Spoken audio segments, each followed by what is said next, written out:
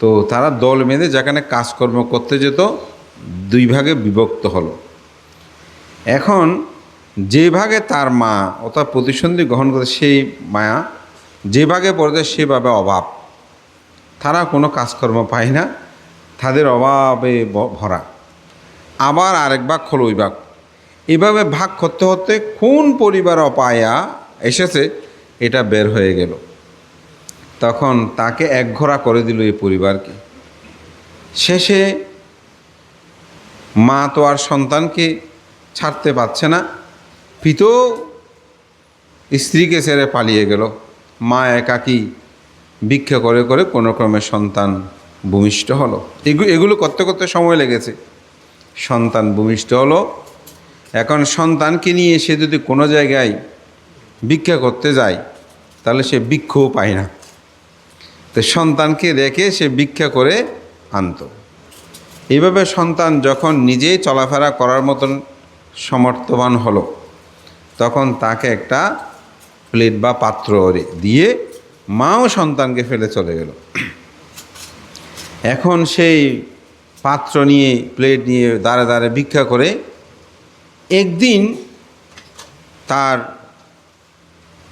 যে শ্রেষ্ঠীর প্রাসাদ বাড়ি, সে বাড়ি দিয়ে যাওয়ার সময় হঠাৎ তার জাতিস্বর জ্ঞান উৎপন্ন হলো। ও, এটা তো আমার বাড়ি, এই বাড়িতেও আমি থাকতাম। সেই যেহেতু কৃপণ ছিল, তার দেহবয়ব ছিল কিম্বিত কদাকার, তার মুখমণ্ডলের অঙ্গ প্রত্যঙ্গগুলো এক জায়গায় ঠিক ছিল না। অর্থাৎ চোখগুলো কানা টেরা আমরা যেরকম বলি, নাকটা বাঁকা, এরকম এলোমেলো ছিল তার দেহবয়ব। দেখতে তাকে একদম বিশ্রী কদাকার মনে হতো।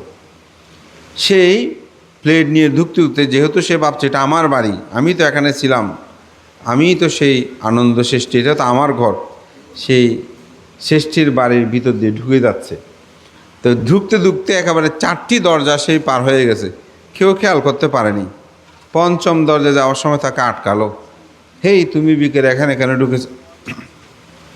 যেমন শিল্পপতি বাড়ির মধ্যে আপনি যেমন তেমন করে ঢুকতে পারবেন, তাকে ধাক্কা মেরে ওখান থেকে সবাই তাকে বের করে দিল। বুদ্ধ আনন্দকে নিয়ে সেদিন পিণ্ডচারণে বের হয়েছে। পথের মধ্যে বুদ্ধ দেখলেন যে এই ছোট বাচ্চাটাকে, এই ছেলেটাকে কীভাবে ধাক্কা মেরে বের করে দিল। বুদ্ধ একটু করুণ উৎপন্ন হলো। করুণ উৎপন্ন দেখে বুদ্ধ সেখানে থামলেন। একটু হইচই হলো যে রাজবাড়ি থেকে এখন ছেলেটা বলছে এটা আমার বাড়ি, আমাকে কেন বের করে দেবে? এখন দারোয়ানরা বলছে এসে তোমার কিসের বাড়ি, এই পথের ভিখারি, এই সে বলে তাকে ভৎসনা করছে। এরকম তর্কাতর্কি হতে হতে ষষ্ঠীর পুত্র যে ছিল মূলশ্রী, সে বাড়ি থেকে বের হলে। তো হইচই কেন? দেখে যে বুদ্ধ আসছেন, ওখানে আসতেছে, তো স্বাভাবিক একটু আরও বের হলো। বুদ্ধকে পথে পেয়েছেন, দেখছেন। তো বুদ্ধ বলছেন, হে মূলশ্রী, তুমি কি ওনাকে চিনতে পারছো? এই ছেলেটাকে কি তুমি চিনতে পারছো? বলছে না তথাগত বুদ্ধ, আমি তো চিনতে পারছি না। বলে এটা হচ্ছে তোমার পিতা, এটাই তোমার পিতা। এখন মূলশ্রী বলছে আমার পিতা তো বিশাল ধনাঢ্য ব্যক্তি ছিলেন, অর্থবিত্তে প্রাচুর্য ছিল, আমার পিতা মৃত্যুর পরে এরকম পথের ভিখারি হবে কেন? দেখতে এত বিশ্রী কদাকার হবে কেন?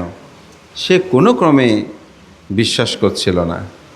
তো বুদ্ধ জিজ্ঞাসা করলেন, তোমার পিতা যে পঞ্চনিধি রেখেছে মৃত্যুর পরে, তুমি কি সেই পঞ্চনিধিগুলো খুঁজে পেয়েছো? নিধি মানে কি? সম্পদ। তখনকার দিনে তার ব্যাংক ছিল না। ষষ্ঠী মহারাজারা কী করতো, সম্পদগুলো এক এক জায়গায় গর্তে লুকিয়ে রাখতো, গর্ত করে বিভিন্ন জায়গায় লুকিয়ে রাখতো। আপনজন ছাড়া অপর কাউকে বলতো না। যেমন এখনও অনেকে ব্যাংক অ্যাকাউন্ট অমুক অর্থ, অনেকে জানে না। অনেক সময় মনে করে যে বেঁচে থাকলে, বেঁচে তো আছি, মৃত্যুর আগে করে বলবো। তো দেখা গেল হঠাৎ মারা গেছেন, তা আত্মীয় স্বজন খুঁজতেছে, পাচ্ছে না, কাগজপত্র পেয়ে তারপর খুঁজে পাচ্ছে যে ও আমার বাবা ওখানে টাকা রেখেছে, ওখানে টাকা। ঠিক না? ঠিক তখনকার দিনেও এভাবে অর্থ পুঁতে রাখত। তো সে বলছে না, পায়নি। বলে তোমার পিতাকে জিজ্ঞাসা করো, হে পিতন, আপনি যে পঞ্চনিধি সেগুলো কোথায় রেখেছেন। যখন জিজ্ঞাসা করলো ওই ছেলেকে, হে পিতন, আপনি যে পঞ্চনিধি রেখেছিলেন সেগুলো কোথায়, তো তিনি দেখিয়ে দিলেন যে অমুক স্থানে। সেখানে যখন গর্ত করলো সে সম্পদগুলো পেয়ে গেল। তখন সেই বুঝতে পারলো, হ্যাঁ সত্যি এই আমার পিতা। তো বুদ্ধ সেখানে এই পুত্রকে উপলক্ষ করে, মুরশ্রী শ্রেষ্ঠীকে উপলক্ষ করে বুদ্ধ সেখানে আমি যে গাথাটা বাসন করেছি সেই গাথাটায় বাসন করেছিলেন, পুত্র মাত্র দানমাত্র ইতি বাল বিহায়াতি আত্মাহি আত্মাননাত্তি কুতপুত্র কুতদানান। বুদ্ধ সেখানে বলছেন, হে আমার পুত্র আছে, আমার ধন আছে, আমার সম্পদ আছে, এরূপ চিন্তা করে অজ্ঞলোক দুঃখ পায়। আমি আমার নয়, কিভাবে এই সম্পদ অট্টালিকা আমার হবে। তো বুদ্ধ এখানে এটাই বুঝাতে চেয়েছেন যে আনন্দ শ্রেষ্ঠী তিনি আমার সম্পদ, আমার পুত্রের মনে করতেন। তিনি কৃপণ জীবন যাপন করেছেন, কিন্তু মৃত্যুর পরে এই সম্পদের কিঞ্চিত পরিমাণ সেই নিতেই পারে নাই, লাভ করতে পারে নাই। এই কারণেই বলছে ধন পুত্র, নিজের পুত্রও কেউ নয়, পুত্রকে শিক্ষা দিয়েছেন যাতে সম্পদ আহরণ করে, কিন্তু এই সম্পদ আমার নয়। এই সত্যটাই আমাদেরকে ধারণ করতে হবে। আজকে যদি আমরা চিন্তা করি রঞ্জিত বাবু যদি আমাদের হতো তো থাকতো, তিনি আমাদের নয়। আমাদের পিতা হলে থাকতো, আমাদের জ্ঞাতি হলে থাকতো, আমাদের স্বামী হলে থাকতো, আমাদের ভাই হলে থাকতো, আমাদের পুত্র হলে থাকতো, আমাদের উপাসক হলে থাকতো, কিন্তু আসলে তিনি আমাদের নয়। আমি তো আমার নয়। আমি আমাকে কি রক্ষা করতে পারছি? আমি তো চাই এ ঘর বাড়ি তৈরি করে তারপর মরব, তাই না? রঞ্জিতবাবু ভেবেছিলেন যাই হোক জীবনে অনেক পরিশ্রম করেছি, ছেলে মেয়েরা প্রতিষ্ঠিত হচ্ছে, সর্বশেষ সেই পিতৃলয়েই আমার নাভিকাটা স্থানে একটি বাড়ি করব, বাড়ি করে সেখানে আমার অবস্থান হবে, এরপর মারা যাব। তো তিনি সেই স্বপ্ন রচনাও করেছেন, মূল কাজটা হয়েও গেছে, মূল তো ভিত্তিটা, তাই না? সেটাও হয়েছে, কিন্তু মন আমি আমার নয় বলে আমি চাইলে তো আমার দ্বারা নিয়ন্ত্রণ করা যাবে না, সম্ভব নয়। এটার জন্য দুঃখ করারও কিছু নাই বানতে। কেন? কারণ আমি তো আমার নয়। আমি আমার নয় বলে এটাই আজকে এখানে প্রমাণিত হয়েছে। রঞ্জিত বাবুর পক্ষে সেটা সম্ভব হয়নি। শুধু রঞ্জিত বাবু নয়, এই জগৎ সংসারের প্রতিটি মানুষের ক্ষেত্রে, প্রতিটি মানুষের বেলায় আমরা এই সত্যটা উপলব্ধি করতে পারি, বুঝতে পারি। যিনি বুঝেন তিনি মৃত্যুকে আলিঙ্গন করতে পারেন। পৃথিবীতে সকল মানুষ মৃত্যুকে ভয় পায় না। কেন ভান্তে? কারণ যিনি মৃত্যুকে জয় করেছেন তিনি মৃত্যুকে ভয় পায় না। তো মৃত্যুকে কে ভয় পায় না? যিনি অরহৎ তিনি কখনো মৃত্যুকে ভয় পায় না। কেন? জগতে 8টি দুঃখের কথা বুদ্ধ বলেছেন। এই 8টি দুঃখকে বিশ্লেষণ করলে পৃথিবীর সমগ্র দুঃখগুলো সেখানে চলে আসে। সে 8টি দুঃখ কি? জন্ম দুঃখ, জরা দুঃখ, ব্যাধি দুঃখ, মরণ দুঃখ। এই 4টি হচ্ছে কায় প্রধান। কায় প্রধান মানে দেহের প্রধান, যাকে রূপ প্রধান বলা হয়। অপ্রিয় সংযোগ দুঃখ, প্রিয় বিয়োগ দুঃখ, স্মৃতি বস্তু অলাভ দুঃখতা, যাহা চায় তাহা না পাওয়ার দুঃখ, সংক্ষেপে পঞ্চ উপাদান স্কন্দ দুঃখ। পঞ্চ উপাদান কি? রূপ, বেদনা, সংজ্ঞা, সংস্কার, বিজ্ঞান। এই পঞ্চ উপাদান স্কন্দ হচ্ছে কি? দুঃখ। এখানে 4টি রূপপ্রধান আর 4টি হচ্ছে চিত্তপ্রধান।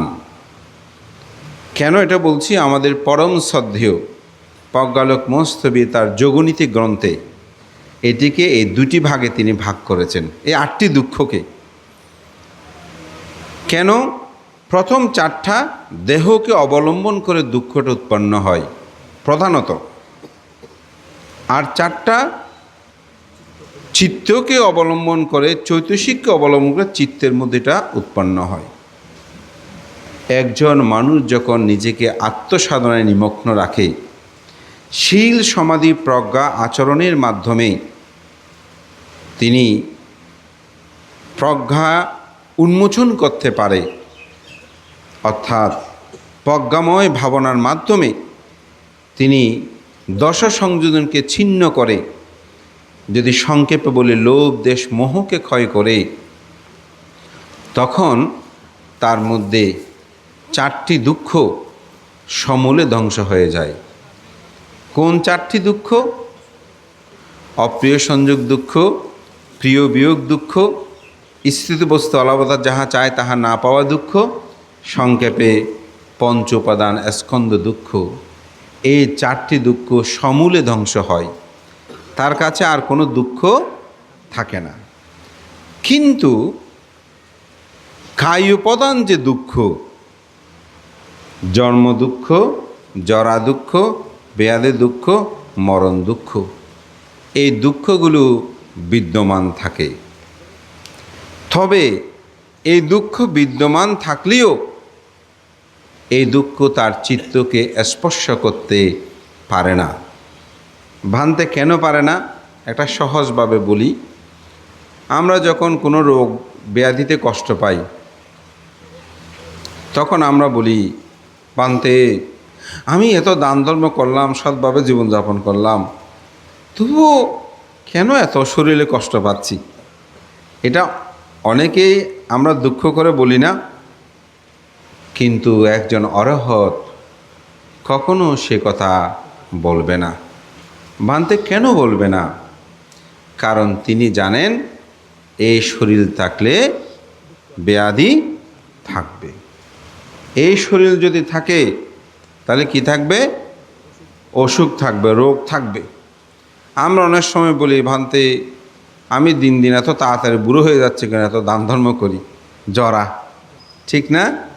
কিন্তু একজন অরহত তিনি জানেন এই দেহের ধর্ম, এটা জরায় জর্জরিত হবে। এই জন্য এই দুঃখ তাকে স্পর্শ করতে পারে না। এই জন্যই বলা হচ্ছে যে অরহতের কোনো দুঃখ থাকে না। তো এই জন্য অনেক আবার প্রশ্ন, ভান্ত অরহত যে দুঃখ, হাসপাতালে নিতে হলো কেন, চোখের অপারেশন করতে হচ্ছে কেন, কানের অপারেশন করতে হচ্ছে, এরকম হয় না? অনেক অরহতের এরকম হয়েছে তো, তাই না? ওই যে দেহগত দুঃখ তার থাকবে, তবে এই দেহের দুঃখ একজন অরহতকে স্পর্শ করতে পারে না, যার কারণে অরহত সুখী, অরহতের কোনো দুঃখ নাই। আমাদের জীবনেও ঠিক সেই পর্যায়ে যেতে হলে আমার পুত্র আছে, আমার ধন আছে, এরূপ চিন্তা করা যাবে না। এটাকে পরিত্যাগের জন্য চেষ্টা করতে হবে। বান্তে গৃহী জীবনে থেকেও কি আমরা এরকম বলবো আমার স্ত্রী নাই, পুত্র নাই? না, সেখানে কিছু বিষয় আছে। সে বিষয়টা কি? পুত্র কন্যা স্ত্রী থাকলেও, জীবনাচরণ হলেও সেটাতে যেন আমরা মগ্ন না হই, আবিষ্ট না হই, সেটার প্রতি যেন মগ্ন হয়ে পুণ্যময় জীবনযাপনের কথা ছেড়ে না দিই। সেটার একটা কথা আছে, পঙ্কজে রহিব পঙ্কজ থাকিব, পঙ্কজ না লাগিবে গায়ে। পদ্মফুল দেখেছেন, পানির মধ্যে থাকে, যতই বৃষ্টি হোক, পানি বাড়ুক, পদ্মফুল কিন্তু ডুবে যায় না, এটা বাসমান থাকে। ব্যাঙ মাছ দেখেছেন, কাদাতে থাকে, কাদাতে বাস করে, কিন্তু তার গায়ে কাদা লাগে না। তো যেই ব্যক্তিগণ সংসার ধর্ম থাকলেও ব্যাঙ মাছের মতো হয়, কাদাযুক্ত জীবন যাপন করে না, ডুবে যায় না, সে মানুষের জীবনেও কিন্তু শ্রোতাপত্তি সকিতাগামী অনাগামী অরহত হওয়া সম্ভব, গৃহী জীবনে থাকলেও। সেজন্য বিখ্যাত পণ্ডিত রাজা মিলন্ধ যখন ভিক্ষু নাগরসেনের কাছে পরাস্ত হয় তর্কযুদ্ধে, তখন তিনি শেষোক্ত একটি কথা বলেছিলেন। কথাটা আমার মর্ম স্পর্শ করেছে। তিনি বলেছিলেন যে ভান্তে নাগোসেন, আপনাকে যখন সহস্র ভিক্ষুর মধ্যকানে আমি প্রথম দেখেছি, দেখার সাথে সাথে আমার হৃদয়ে কম্পন হয়েছিল। আমি মনে মনে ভেবে নিয়েছি এখানেই আমার পরাজয়। এরপরে আমি আপনার সাথে যে প্রশ্নোত্তরগুলো উপস্থাপন করেছি, প্রশ্নগুলো, এগুলো বুদ্ধ শাসনের কল্যাণের জন্য। অনাগতে এ ধরনের অনেক প্রশ্ন উত্থাপন হতে পারে। এই প্রশ্নের উত্তর অনেকের পক্ষে দেওয়া সম্ভব নয়, যার কারণে সেটা নিরসনার্থে আমি আপনাকে ত্রিপিটক শাস্ত্রের বিবিধ বিষয় নিয়ে আপনাকে আমি প্রশ্ন করেছি। আমার সে সময় পরাজয় আমি হয়েছিলাম যখন আপনাকে সহস্র ভিক্ষুর মাঝখানে দেখে আমার কম্পন হয়েছিল। ইতিপূর্বে আমি অনেক ভিক্ষুকে দেখেছি, অরহতকেও দেখেছি, আমার মধ্যে কিন্তু কম্পন হয় নাই। তাই সেখানে আমার পরাজয়। আপনার এই তর্কযুদ্ধে আমাদের শেষান্তে আমি এই কথাটা বলতে চাই, একটি বাঘকে সোনার কাছায় বন্দি করে রাখলেও তার মুখ রয়েছে বহির্মুখী, তাই না? আপনি যদি একটা বাঘকে সোনার খাঁচার মধ্যে রাখেন, বাঘটা সোনার কাছায় থাকতে চাইবে? সে বহির্মুখী, অর্থাৎ ওখান থেকে কীভাবে বের হবে সে চিন্তা থাকে। বোঝে ঠিক অনুরূপভাবে আমি এই বিশাল বিত্ত সম্পদ অট্টালিকার মধ্যে থাকলেও আমার মুখ রয়েছে বহির্মুখী। আমি কখন নির্বাণ সাক্ষাৎ করব? তো কথিত আছে রাজা মিলিন্দ তার জীবনটাকে সেভাবে গড়ে তোলে, পরবর্তীতে তিনি অরহত্য মার্গ জ্ঞান লাভ করেছিলেন। তো একজন গৃহী, আমি মনে করি তিনি গৃহী জীবনে থাকলেও তার মুখটা যদি বহির্মুখী থাকে, আমি এই সংসার ধর্মে থাকলেও আমি পঞ্চশীল পালন করব, আমি অষ্টশীল পালন করব, আমি সুচরিতশীল পালন করব, আমি শীলময় জীবন যাপন করব, আমি মনে করি এটি হচ্ছে তার বহির্মুখী থাকা। যদি আমার স্ত্রী পুত্র অর্থবিত্ত এগুলো নিয়ে মানুষ মগ্ন থাকে ওই আনন্দ সৃষ্টির মতন, তাহলে তার পক্ষে মুক্তি লাভ করা সম্ভব নয়। এই জন্যই আপনারা সাধ্য অনুসারে দান করেন, সময় অনুসারে শীল পালন করেন, সময় অনুসারে ভাবনাদি কর্ম সম্পাদন করেন। এটাই একজন মানুষের জীবনের করণীয় কর্তব্য। সে অর্থেই আমরা যেন আমার পুত্র, আমার কন্যা এগুলোকে আঁকড়িয়ে না ধরি। এগুলো জীবনে আমাদের প্রয়োজন, সেভাবেই সে প্রয়োজনীয়তা পর্যন্ত। আমি এটা একটা সুন্দর উদাহরণ দিই প্রায় সময়।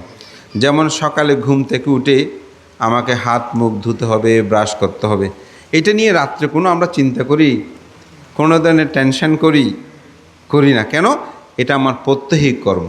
ঠিক জীবন চলার পথে আমার স্ত্রী পুত্র কন্যা ধন সম্পদ এগুলো আমাদের প্রয়োজন, সে অর্থে আপনি করবেন, কিন্তু সেটাকে আবিষ্ট করে সেটাকে ধরে আপনি রাখবেন না। একজন আমাকে প্রশ্ন করেছে, ভান্তে লোভ, আমরা যে ভাত খাচ্ছি, তরকারি খাচ্ছি, বিভিন্ন দ্রব্য খাচ্ছি, খাওয়া দাওয়া করছি, এগুলো কি ভান্তে লোভ না? তা আমি ওনাকে বলেছিলাম যে যেটি জীবনের প্রয়োজনে আমরা যা গ্রহণ করি সেটি কিন্তু লোভ নয়। কিন্তু আমার পেট ভরার পরেও মাছ তো খুব ভালো হয়েছে, মাংসটাও ভালো, আরেকটু নিয়ে খেয়ে, এই আরেকটু নিয়ে অতিরিক্ত গ্রহণ করাটা হচ্ছে লোভ। আমার সামর্থ্য আছে, আমি একটা বাড়ি করার মতন, সমস্যা নেই, আপনি করবেন।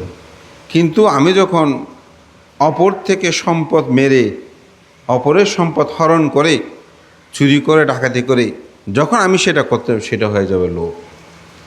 আমরা লোভটা, আমার অর্থ আমি একটা ভালো পোশাক পরিধান করব, এটা লোভ নয়, কিন্তু আমাকে এরকম পোশাক পরতেই হবে, এটা হচ্ছে লোভ। আর একটু সহজ করে যদি বলি, যেমন ডাক্তার আমাকে প্রেসক্রিপশনে দিয়েছেন যে আপনি সুগারযুক্ত খাদ্য খাবেন না, অর্থাৎ চিনিযুক্ত যা আছে এই খাদ্য খাবেন না। এখন আমি খাবার টেবিলে বসে কি করলাম, না মরলে মরছে, খেয়ে নিই, এটাই হচ্ছে লোভ। কিন্তু জীবন জীবিকার নির্বাহের জন্য যাহা প্রয়োজন সেটা কিন্তু লোভ নয়। এই জন্য আমরা বুঝি না অনেক সময়। আসব, বুদ্ধ 4 প্রকার আসবের কথা বলেছেন না? আমরা পুণ্যদানের সময় বলি ইদাং মে পুয়াং, আসাবা খায়াবাহাং হতো ইদাং মে পুয়াং নিব্বানাসা পাচ্ছাই হতো। এই পুণ্যের প্রভাবে আমার সমস্ত আসব ক্ষয় হোক, নির্বাণ লাভের হেতু হোক। এই আসবকে 4টি ভাগে বুদ্ধ ভাগ করেছেন: কাম আসব, ভব আসব, দৃষ্টি আসব, অবিদ্যা আসব। এই আসব মানেই হচ্ছে আসলে তৃষ্ণা। এটা বুদ্ধ ধর্মচক্র প্রবর্তন সূত্রের মধ্যে কামতাংহা, ভাবতাংহা, বিভবতাংহা। কিন্তু এটাকে যখন বুদ্ধ ব্যাখ্যা করতে গিয়েছেন তখন এই শব্দটা হচ্ছে লোভ, আসব, এগুলোকে সংযুক্ত করতেন। তবে এই লোভের চেয়ে বেশি আসবটা আরও বেশি এটা ঘনভূত। লোভটা সহজে ত্যাগ করা যায়, কিন্তু আসব সহজে ত্যাগ করা যায় না, এটা খুব কঠিন। যার কারণে বুদ্ধ এটিকে ত্যাগের কথা বলেছেন। তা আমাদের জীবন দর্শনীয় আমরা যেন প্রতিনিয়ত সেই চিন্তা করি, আমার এই ধন সম্পদ অট্টালিকা এসব আমাকে ত্যাগ করে যেতে হবে। এটা যখন আপনি প্রতিনিয়ত ভাববেন তখন সম্পদের প্রতি, পিতার প্রতি, পুত্রের প্রতি, স্ত্রীর প্রতি, স্বামীর প্রতি আমাদের ওই লোভ আকর্ষণটা আর হবে না। জীবনের প্রয়োজনে যতটুকু সেটাই। যেমন ভিক্ষুসঙ্গ যখন আহার গ্রহণ করে তখন একটি প্রত্যবেক্ষণ করে যে আমার এই আহার দেহের সৌন্দর্য বর্ধনের জন্য নয়, শক্তি বর্ধনের জন্য নয়, আমার জিহ্বা আচ্ছাদনের জন্য নয়, আমার বেঁচে থাকার জন্য আমার এই আহার গ্রহণ করা। এই বেঁচে থাকার জন্য যেটা প্রয়োজন মনে করবেন তখন সেখানে আমার বলে আর কোনো দাবি আসবে না। তা আমি মনে করি আজকে আমাদের প্রয়াত রঞ্জিত বাবুর এই মৃত্যুকে উপলক্ষ করে আমরা উপলব্ধি করতে পারি তিনিই আমার নয়, সেজন্য ওনাকে যেতে হয়েছে। আমাদের করণীয় কর্তব্য আমরা যেন আমার বলে দাবি করে তৃষ্ণা, লোভ, দেশ, মোহে আবর্তিত না হই। তার থেকে মুক্তির একমাত্র উপায় বুদ্ধ আমাদেরকে সে শিক্ষা দিয়েছেন, আমরা যেন শীল, সমাধি, প্রজ্ঞার আচরণ করি। অন্তপক্ষে আমি বলব যেন পঞ্চশীলটা রক্ষা করি। অষ্টশীল, যেমন আজকে অষ্টশীল ত্যাগের সময় আপনারা অনেকে বলেছেন যে বুদ্ধ পাইয়া তাঠাঙ্গা উপসত ছিলাম নিক্ষেপামি পঞ্চশীলাম সমাধি বলেছেন না? কিন্তু পঞ্চশীল নিক্ষেপের কোনো মন্ত্র পেয়েছেন বা কোনো কথা পেয়েছেন না। পঞ্চশীল ত্যাগ করার কোনো সুযোগ নাই। একজন মানুষ যদি হয় তাকে অবশ্যই পঞ্চশীলটা রক্ষা করতে হবে। এই জন্য আমি বলবো পঞ্চশীলটা রক্ষা করবেন। নিজের জীবনকে ওই পাপমল থেকে আরও নিজেকে ঊর্ধ্বে নেওয়ার জন্য অষ্টশীলতা গ্রহণ করবেন। অষ্টশীলটা গ্রহণে কিন্তু আর্যাষ্টাঙ্গিক মার্গের যে পথ আছে, আর্য উপসৎশীল যদি হয়, ওখানে তো 3 প্রকারের শীল আছে: গোপাল উপসৎ, নিঘ্রন্ত উপসৎ, আর্য উপসৎ। আর্য উপসৎটা মানে একেবারে ভাবনাময় চিত্তে যদি অষ্টশীল গ্রহণ থেকে পরিত্যাগ পর্যন্ত সময় তিনি স্মৃতি ভাবনার মাধ্যমে অতিবাহিত করে, আড্ডা ফাড্ডা এসে না দিয়ে, তার কিন্তু ওই আর্যাষ্টাঙ্গিক মার্গ পথটা তখন অবলম্বন হয়। এটা দুঃখ মুক্তির জন্য একেবারে পথ। সেটা যদি তিনি অনুশীলন করে তার জীবনটা সুন্দর হয়। মহান সঙ্ঘকে বন্দনা, মহামান্য সংঘাভান্তের প্রতি বন্দনা জানাই।